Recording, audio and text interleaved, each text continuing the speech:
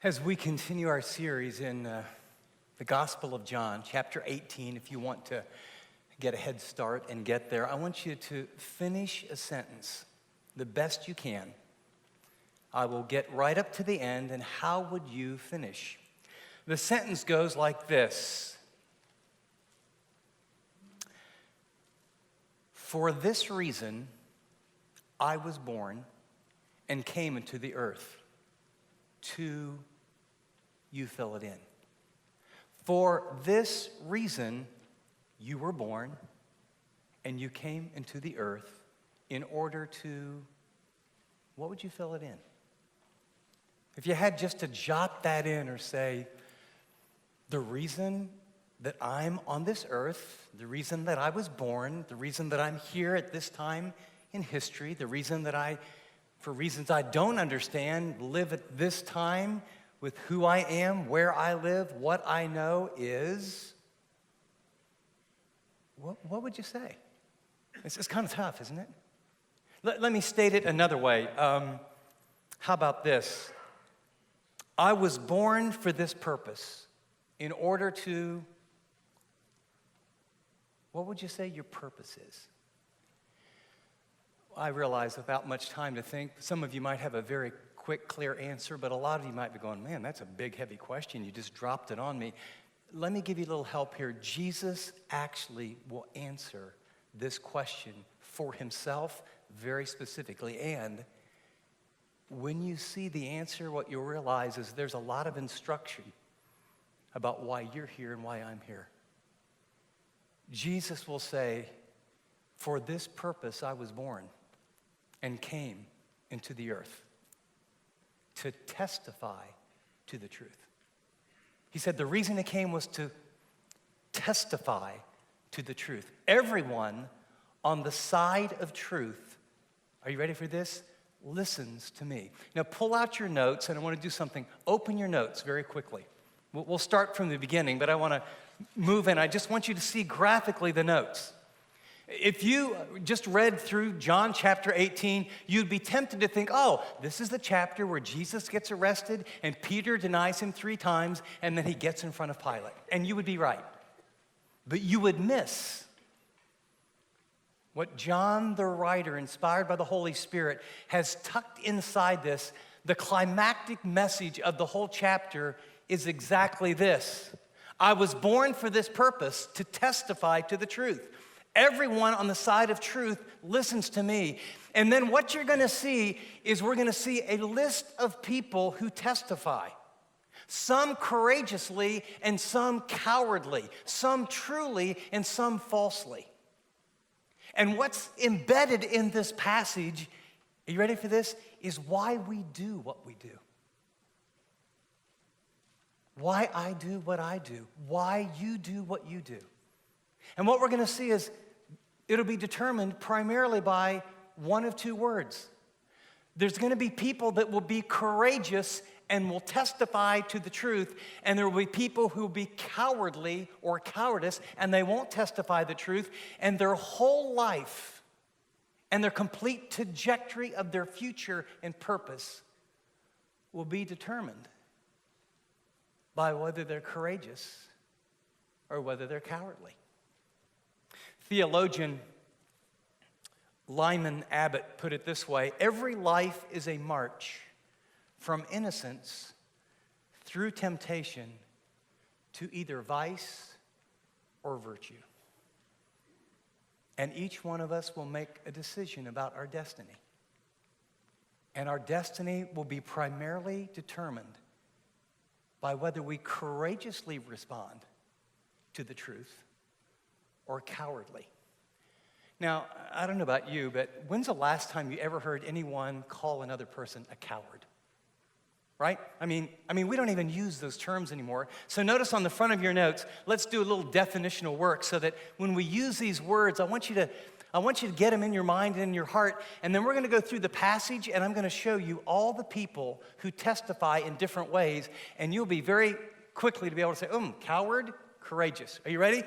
Courage, the ability to do something that you know is right or good, even though it's dangerous, frightening, or difficult. The synonyms are brave, daring, heroic. An example, someone who acts in accordance with one's beliefs, especially in spite of criticism or even danger. Cowardice, a trait where fear and excessive concern override doing or saying what is right, good, and of help to others or oneself in time of need. Now, there's no joke. These synonyms I got right out of the dictionary. Synonyms: weakling, milksop, namby-pamby. Example, this is very interesting. A person who runs the other direction after seeing a person who needs help.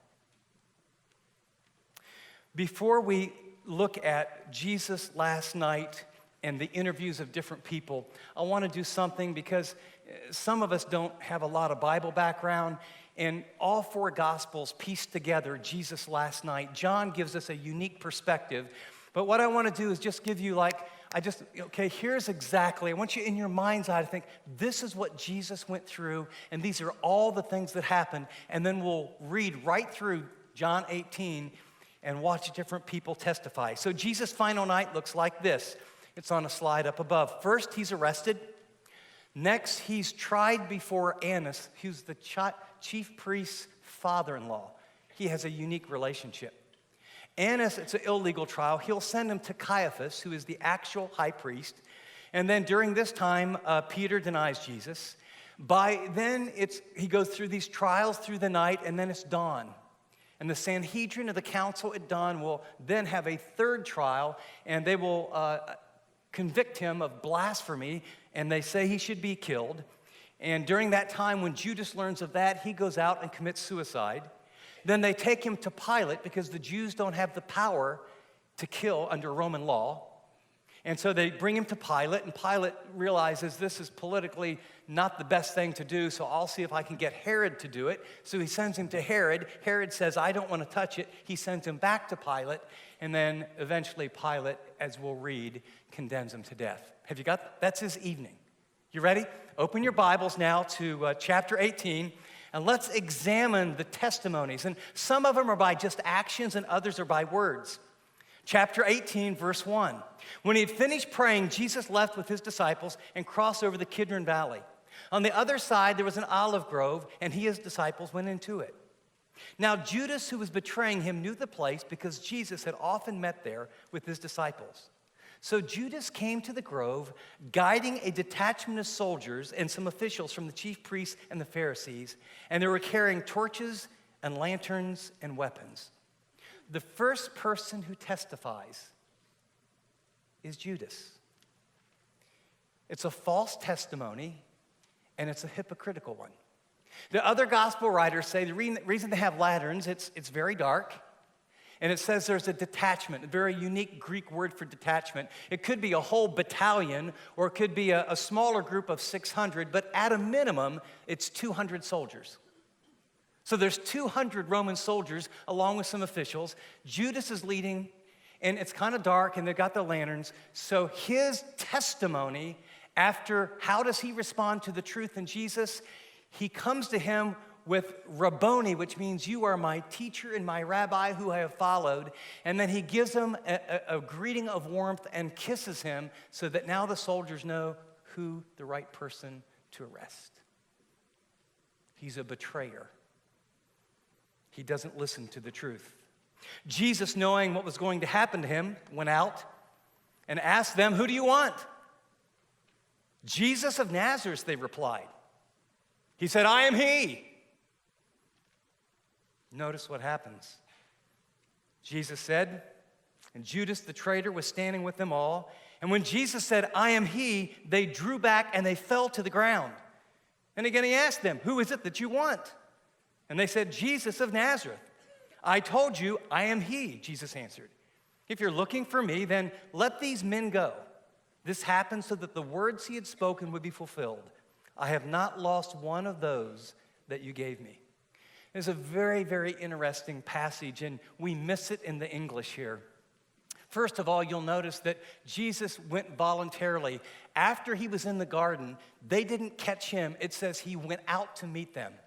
Second, he wants to make sure his disciples are safe. And so you see that he gets them off the hook. But 3 times, did you notice the witness of Jesus? I am he, I am he, I am he. The Greek word is ego eimi. If you would go to Exodus chapter 3, and the Septuagint is the Greek translation of the Old Testament, when you would find God revealing himself to Moses and gives his covenant name, I am that I am, guess what it is in Greek? Ego eimi. Jesus is saying, I am that I am. I am Jehovah. I am the Messiah. And when the words come out of his mouth, there's such power that 200 soldiers, bam, flat on their face along with Judas. They all get up, and he says again, who are you looking for? And he repeats it again, and even a 3rd time. The first testimony is a false one. It's Judas, a betrayer, a hypocrite. The second one is the Son of Man. And his testimony is he verbally identifies, it's a powerful one, that he in fact is Jehovah God. We move on. Testimony number 3. Then Simon Peter, who had a sword, the word for sword here could literally be like a long fishing knife, and that's probably the case. It could be used for a short sword or a long fishing knife. And notice what Peter does. He drew it, and he struck the high priest's servant, cutting off his right ear. And I'm guessing he was not aiming for his ear. The servant's name was Malchus. Jesus commanded Peter, put your sword away. Shall I not drink the cup the Father has given me? Now, Peter takes a lot of flack, in the New Testament. He's the big mouth, he's impetuous, he's impulsive, and he's going to deny the Lord a little bit later. But can we just get our arms around what's going on here? He's earlier said, Lord, I'll die with you. And Jesus said, you don't really understand what you're talking about. We get all that side, right? But there's 200 soldiers. There's Peter. There's 10 other disciples. And there's Jesus. And we know from the text earlier that all these men now are all in. They believe. The Father sent you. You have the words of eternal life. You're the Messiah. You're fully man, you're fully God. And I don't know what the odds are, but 200 soldiers, 10 guys with no weapons, me with one weapon. Peter said, I'm all in. I'm going to defend you. It may have been misguided, but it was heroic. It was courageous. It was daring. He was willing to give his life right then and right there. His testimony by his actions was, I believe there's nothing more important than my relationship with you. And we know Peter was married. So he's laying down his life. And what I want you to observe, he's laying down his life in the presence of Jesus. He's laying down his life after he's seen the power. Can you imagine being one of the disciples, and there's 200 guys and lanterns and all this stuff, and he goes, I am he. Bam, they all fall down. I don't know about you. I'll be like, hey, dude, this is good. We're with you, man. They don't know what's going to happen. But there's great boldness in the presence of God, in the fellowship of other believers, and when you see the power of God's word. Well, the story continues. Open your notes as you can see the outline as we're walking through the story. Jesus has been arrested, and now he's going to go before Annas, who is the father-in-law of the high priest. Then the detachment of soldiers with its commander and the Jewish officials arrested Jesus. They bound him, brought him to Annas, who was the father-in-law of Caiaphas, the high priest that year. Caiaphas was the one who had advised the Jews that it would be good if one man died for the people. Now, you got to get some background here. Annas is the father-in-law, but he had 5 sons, and this is his son-in-law. When Judaism was rather pure, it was done by a casting of lots, and the high priest was a very important role. It's the person who only had the authority once a year to go into the Holy of Holies. But church, the history here is, this is one of the biggest crooks of all time. Annas basically was in cahoots with the Roman government. He had one of his sons. He bought the high priesthood. So one of his sons, one of the 5 sons, was the high priest, and now it's his son-in-law, but he's the power broker.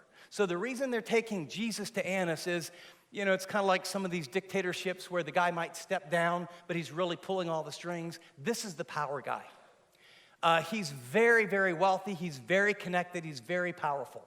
And so no matter who the high priest is, this is the guy deeply calling the shots. He was also in charge of a thing called the bazaar.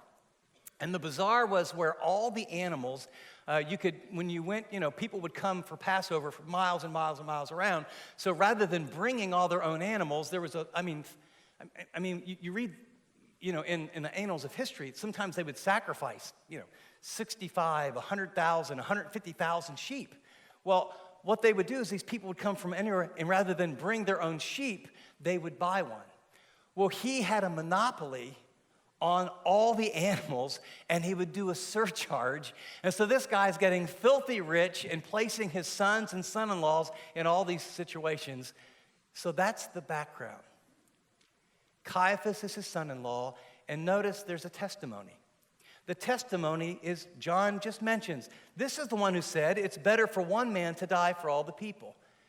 And if you remember kind of your gospel history, it came at a time when they were debating about what to do with him. And then the author says, he said this, but as the high priest, it was prophetic. He said it with this in mind. Hey, you know what? Rather than him taking our position and Rome coming down on us, we'll just get rid of him.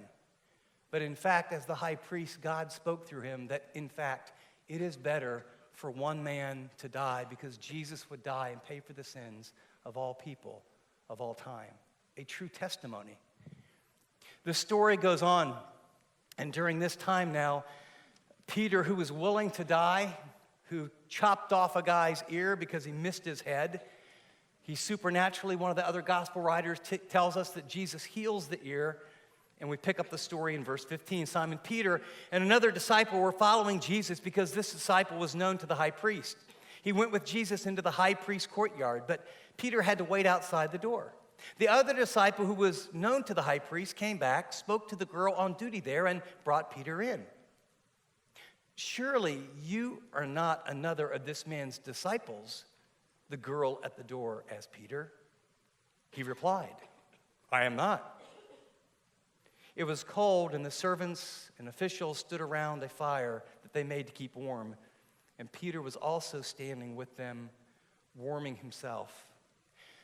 You pick it up in the English, but the phrasing here in the Greek is she's asking a question expecting a negative answer. This happens to us sometimes too.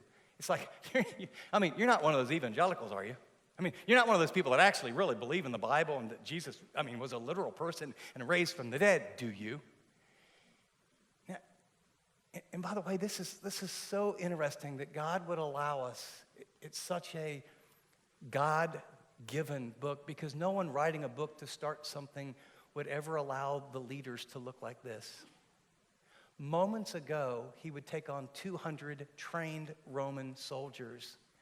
And now circumstances have changed, and a servant girl just asked a question. You're certainly not one of his followers, are you? And what's Peter say? He was courageous, and now he's a coward. No, I'm not. We pick up the story. It continues. The high priest begins to question Jesus, verse 19. Meanwhile, the high priest questioned Jesus about his disciples and about his teaching. Now, notice Jesus' focus in his response is going to go back to how openly he testified, how openly he shared and taught. And what he's going to call on them to do is do what? Bring witnesses in who heard my teaching. Let them testify about what's true and what I spoke. When Jesus said this, he said, I've always taught in the synagogue and in the temple where all the Jews came together. I said nothing in secret. Why question me? Ask those who heard me. Surely they knew what I said. When Jesus said this, one of the officials nearby struck him in the face. Is that the way to answer the high priest, he demanded? Now, notice the theme the author keeps bringing up. If I said something wrong, Jesus replied, testify as to what is wrong. But if I spoke the truth, why did you strike me? Then Annas sent him still to be bound to Caiaphas, the high priest. Are you catching the drift? Are you catching and realizing there's a series of people, and the issue is, how do they testify to the truth? Are they courageous or are they cowardly? Verse 25, as Simon Peter stood warming himself, he was asked, surely you're not another of his disciples? And he denied it, saying, I am not.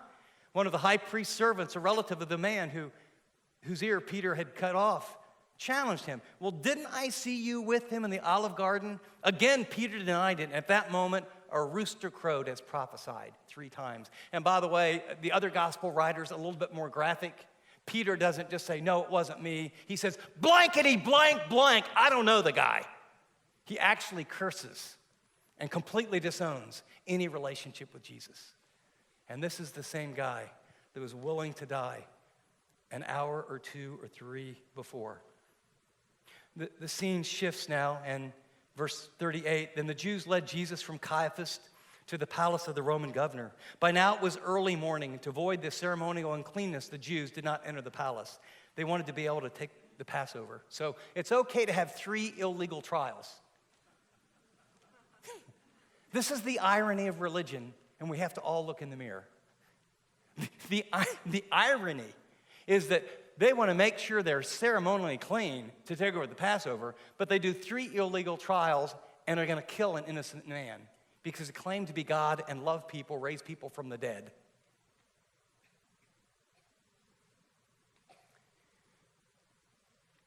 What are the charges you bring against this man, Pilate says. Well, if he were not a criminal, they replied, we wouldn't have handed him over to you. Pilate said, take him yourself and judge him by your own laws. Well, we have no right to execute anyone, the Jews objected. This happened so that the words of Jesus that had been spoken, indicating the kind of death he was going to die, would be fulfilled. Pilate went back inside and summoned Jesus and asked him, are you the king of the Jews? Is that your own idea, Jesus asked, or did you talk to others about me? Do you think I'm a Jew? Pilate replied. It was your people and your chief priests who handed you over to me. What is it that you have done? Testimony. Jesus said, my kingdom is not of this world. If it were, my servants would fight to prevent my arrest by the Jews. But now my kingdom is from another place. You're a king then, said Pilate.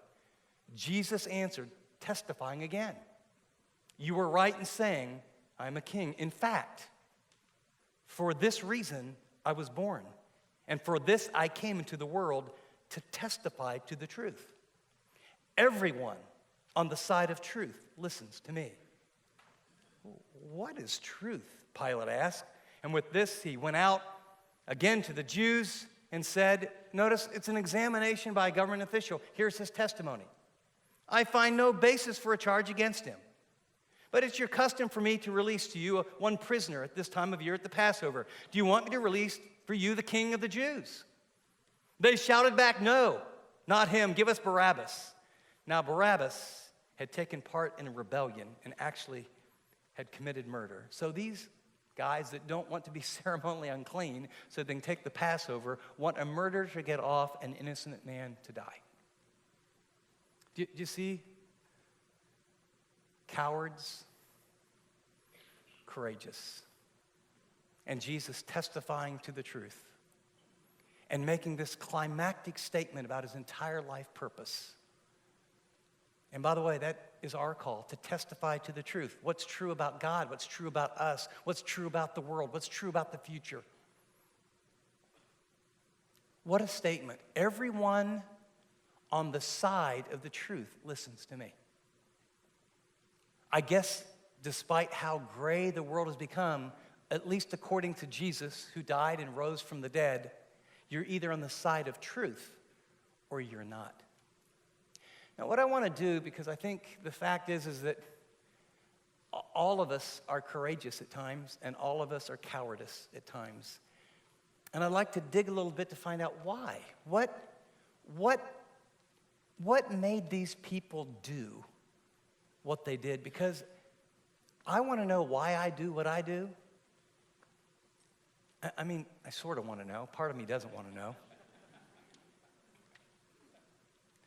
But I'll never be courageous if I don't realize there's certain things that are predictors of making you and me cowards in our life. And as our theologian told us, we start in innocence and then we go on a march through temptation and either end up with a life of virtue or one of vice, depending on actually how you respond to the truth. Now, you're going to have to get your fingers ready, and I'm going to ask you to look up a couple passages because I don't want you to hear me say something. I want you to open and look and read and go, oh. Lessons from John 18. Lesson number 1 is a question. What kept Judas and Annas from listening to the truth in Jesus? And the answer is greed. Annas was making a fortune. Judas probably had a lot of mixed motives, but it was for 30 pieces of silver. It's what you could buy a slave for. I'm going to ask you to open your Bibles to Luke chapter 16, because I want you to hear Jesus' actual commentary. Greed's a powerful thing. It's something we all wrestle and struggle with. But Annas and Judas did not listen to the truth because of greed. Have you found it? Luke chapter 16, I'm going to begin at verse 14.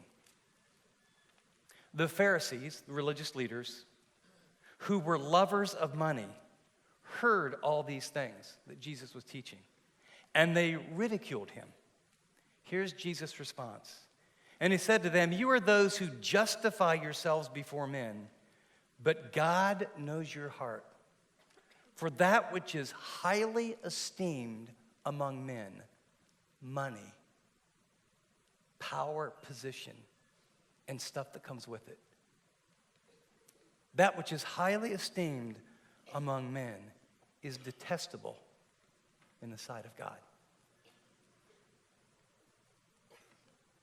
Question that I ask myself and I ask you, is your testimony hindered because it could have implications for your career? Are you less than bold at work? Are you less than upfront? Are you less than verbal? Are you unwilling to be unashamed to be a follower of Christ? Because if you are, that might really hurt your chances for a promotion. Or you might be viewed differently at work. Or the fact of the matter is your life so busy working to make money to finally get to buy a house here or to, you name it, that really you don't have much of a testimony. Your life really isn't very different. Fact is, you have a lot of debt. You have an untamed schedule. Your life is dictated by demands. And you would never call yourself greedy, but the unconscious pursuit of what you think it's required here in the Silicon Valley has, by that pattern, dismissed you as being a person who is identified, loving, holy, caring, different in the best sense of the word, follower of Jesus. It was true of them, and it can be true of us. I've had a chance over the years to hire a few people out of the business world to take very significant positions, and they're so well equipped, especially in the areas that most pastors aren't trained, like Virendra.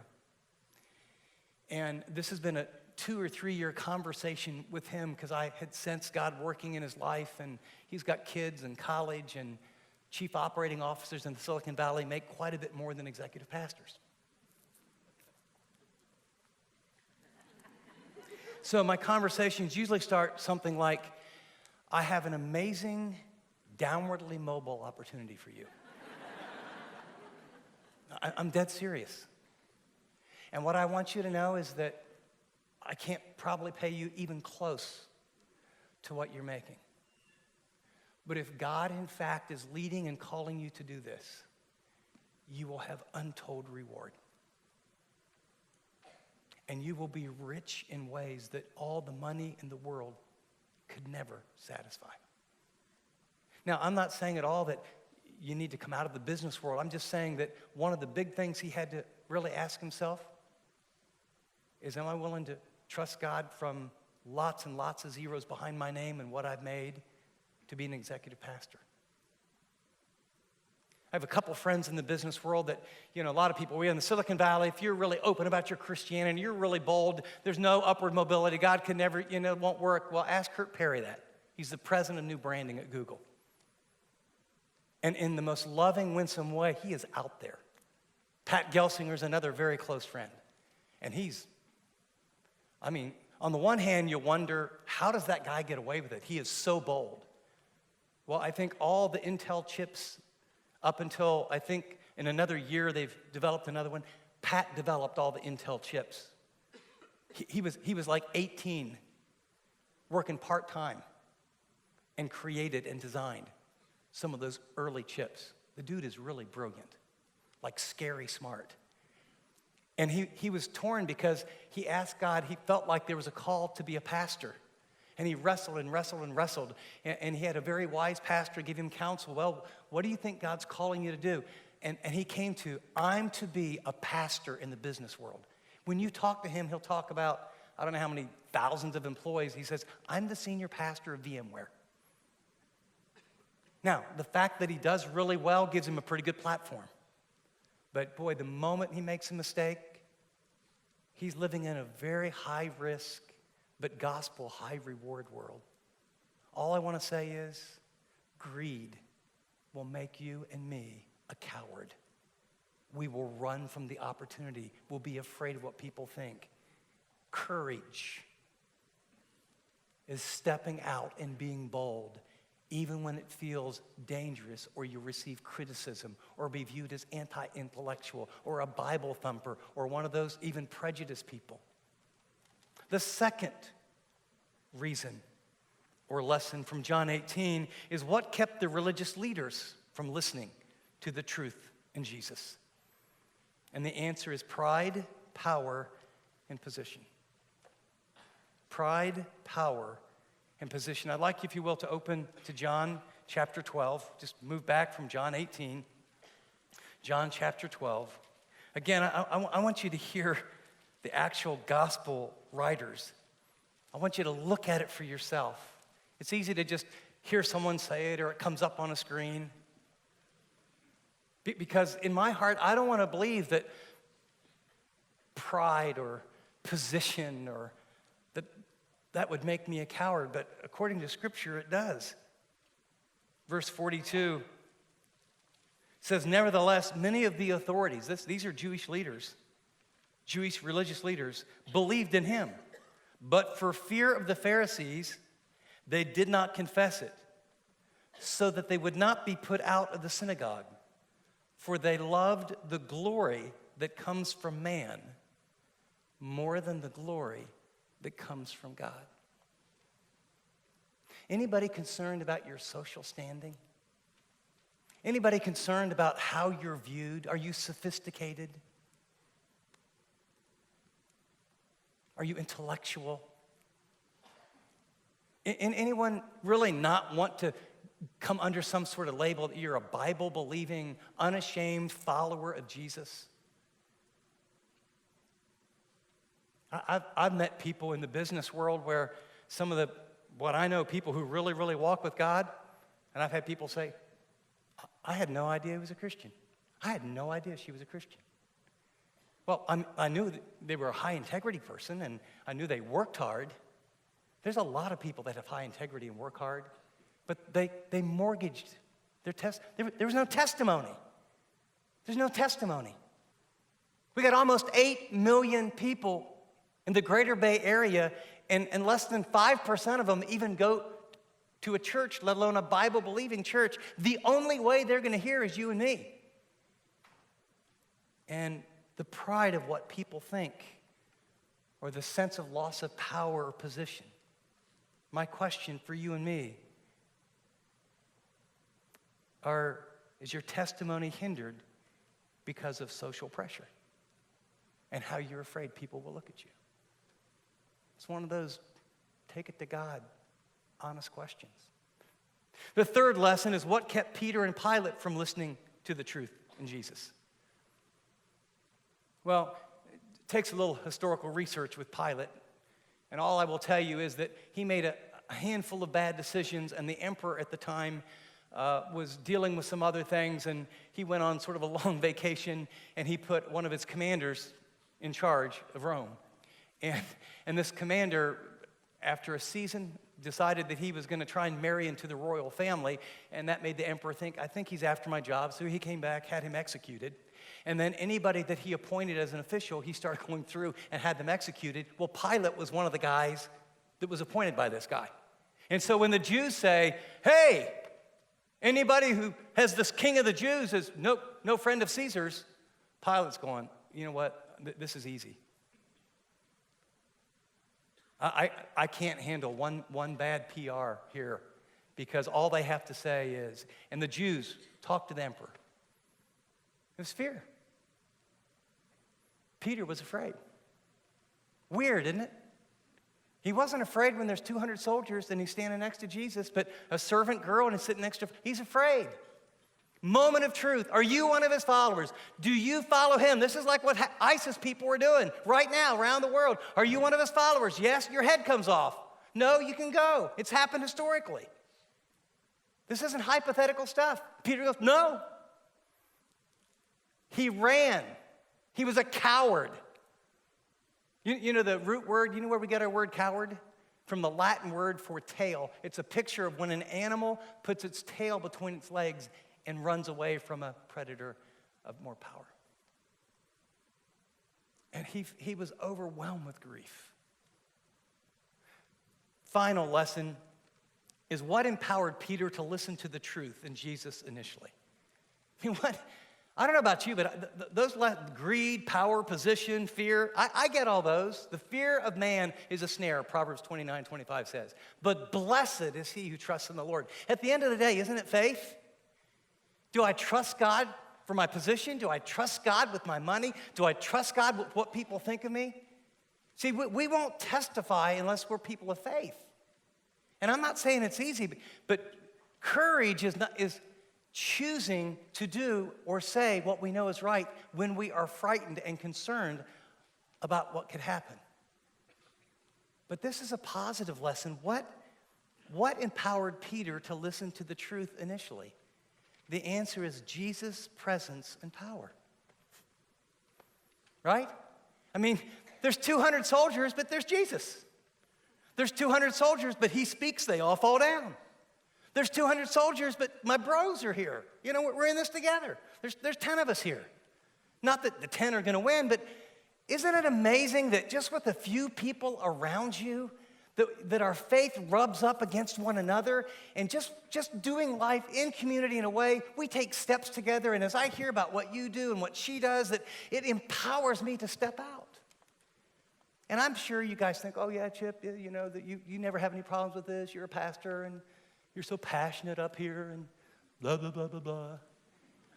I was doing the funeral for Teresa's dad, and you know, every culture has their different way of doing it. Imagine Appalachia. I mean, really just Appalachia. I mean, like these places exist in America. This is where we're at. There's this little funeral home, and there's this big open area, and a little alcove, and there's a coffin, and it lids up, and there's Fred. You know, not much of him. You know, he got really lost all this weight, but just so for 4 hours, different people are coming in. And there's a dead body there. And I don't know Teresa's family, and we're going to go to the graveside, and her two sisters and their family, and then some other relatives and other people. And so for 4 hours, I'm kind of building relationship and realizing, I mean, I felt like a missionary trying to figure out, oh my gosh, I don't know how life works here.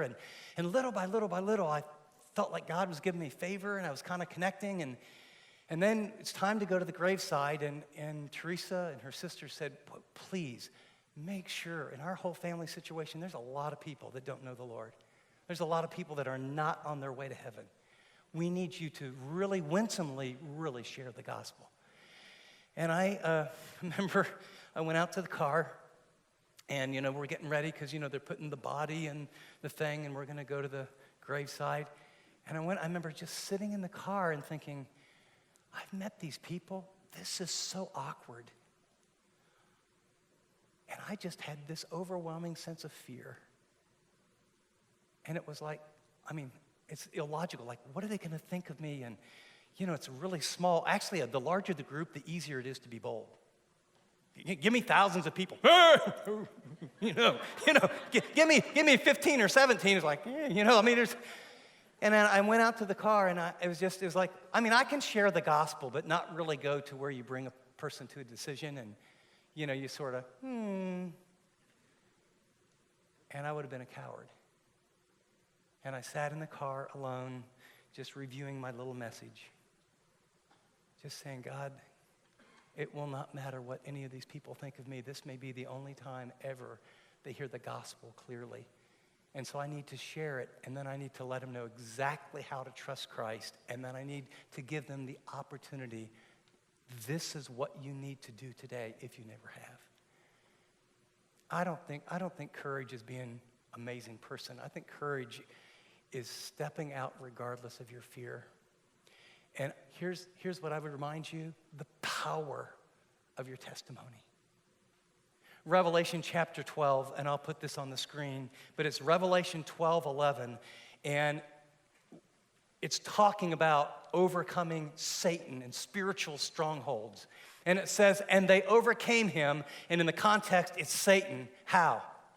What's it say? They overcame him because of the blood of the Lamb and because of the word of their testimony, and they did not love their life even when faced with death. I want you to know, you telling your story, you openly, God is working all over. You being bold in these next 2 weeks and in the future. God is doing something fresh in our church to fulfill what he wants to do in the world that's been crazy, and he's going to use regular people like us to testify courageously and not be cowards. And it's powerful. But we'll have to take some steps. But here's what I learned.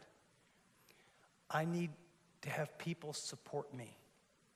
And I need to be in an environment where I sense Jesus' presence and his power. And so I want to close because in every movement of God, whether it's in the household, whether it's in a church, God calls men to step up first.